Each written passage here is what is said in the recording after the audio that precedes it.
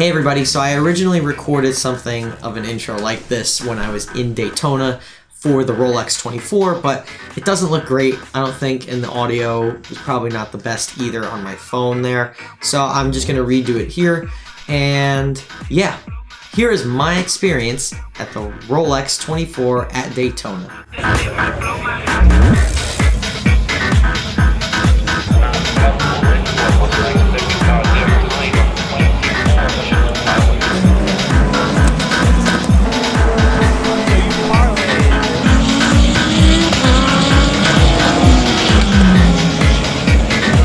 So first of all, this video is just going to be a little bit of like a compilation of photos I took with some video and just my overall thoughts. And there's some video of me kind of just walking the grounds, explaining a couple things. So I'm going to leave that as is.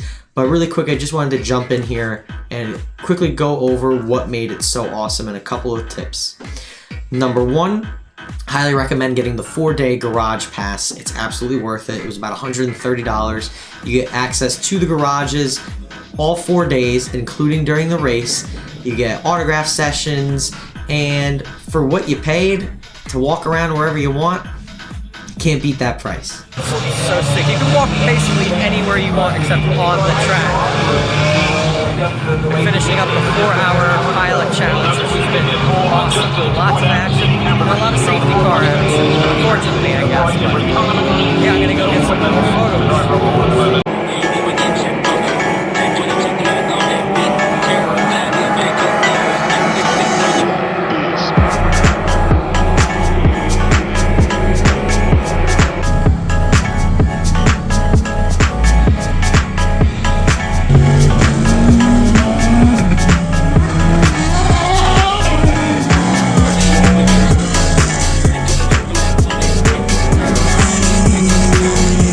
Number two, in terms of just Daytona itself, go into it with a lot of walking in mind. Daytona is huge. It's about a mile long, so you're going to be spending a lot of time just walking. So keep that in mind. Even though it's not like extremely warm in January, on Sunday, the last day of the race, it was 87 degrees. So just, you know, hydrate, drink lots of water. There's plenty of room to sit, obviously, and there's lots going on. And speaking of lots going on, there's tons of merch shops, there's tons of food. Even if the food is a bit overpriced and not all of it is the greatest, I recommend maybe going out to eat so you can go in and out as you please. And there's also tons of cool vendor stuff and free stuff that the car companies give out. So, for example, the Corvette Racing gave you a free t-shirt if you just signed up for some emails. Some manufacturers had sims going on, which is super cool. Toyota Gazoo had a sim that you could play. That was awesome. Acura had one. And the cool thing about the Acura one, really quick, you could do it as many times as you want if you signed up on their thing, and you'd get a free lanyard out of it, which also served as your, hey, I can do this sim again as many times as you want. Really cool stuff. So yeah, just really a really cool kind of like carnival festival vibe. Lots of families, so it wasn't like, you know, crazy drunk people everywhere. It was really, really cool. It's currently 8:30 in the morning. We're back here at the track. I was gonna try to get here earlier for sunrise, but by the time I went to sleep, it was 1 a.m. and I was not gonna get up at 5:50 or 5:30 when I set my alarm. Back at 8:30, and it is foggy as hell, so I think this is a good opportunity to get a couple more really good pictures.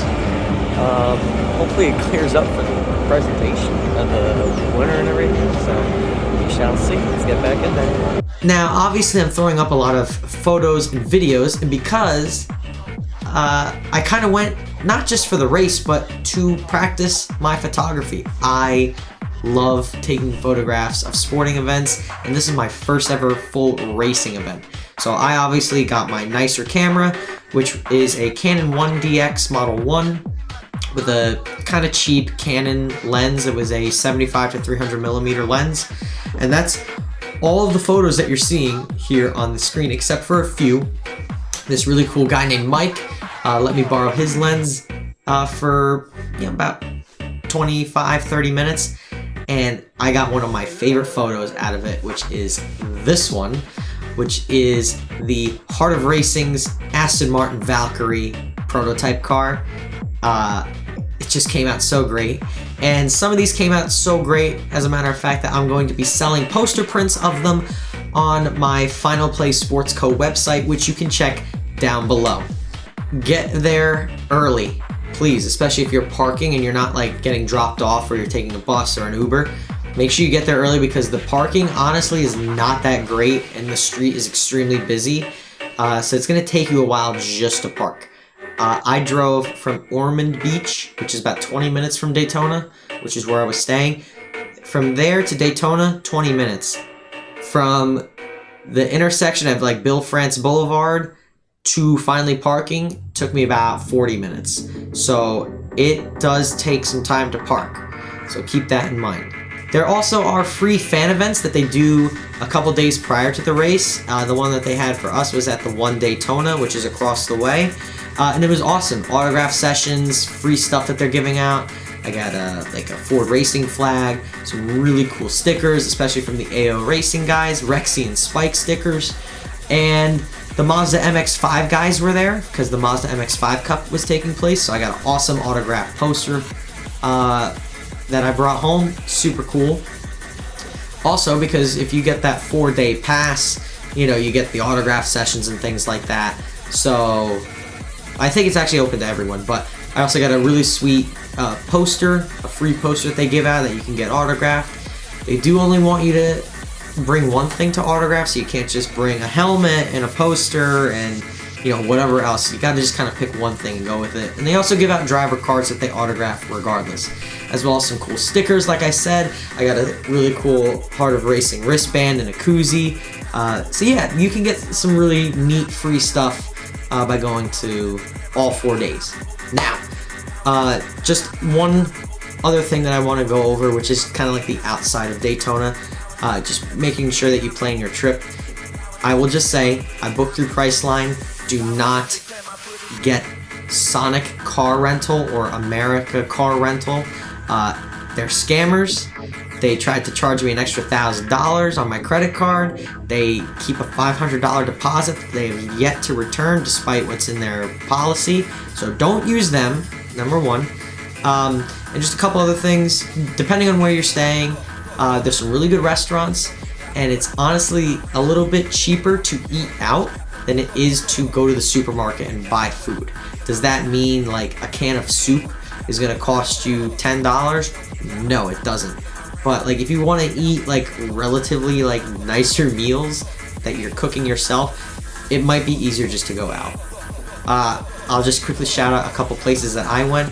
One of them was Swillerby's in Ormond Beach, which was fantastic for breakfast and lunch.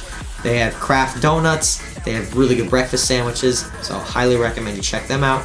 And my other favorite place that I went to was Pump House Barbecue, also in Ormond Beach. Some of the best brisket and sides I've ever had, and again, very affordable.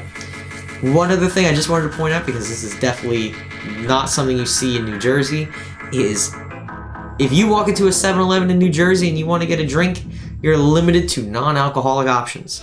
In Florida, go to a Wawa, a 7-Eleven. You can walk out with wine, beer, you know, it's a case of beer, a single beer, even in CVS, for crying out loud. In CVS, it's crazy. Yeah, just throwing that one out there regardless. Anyway, it was one of the best experiences I've ever had at any sporting event or event in general. I'm already going back next year, so I hope you enjoyed looking at some of my footage, some of my photos, and I hope you got some information out of me from a first timer. It was my first ever race, so I hope you got some good information out of me, and I hope that maybe you even consider going. It's definitely a great experience. It's 24 hours of non-stop racing, so you can't say there wasn't enough. Anyway, thank you guys so much for watching. I really do appreciate it. Don't forget to like, subscribe, comment, and share if you care. My name is Leo. This is The Life of Leo, and I will see you next time.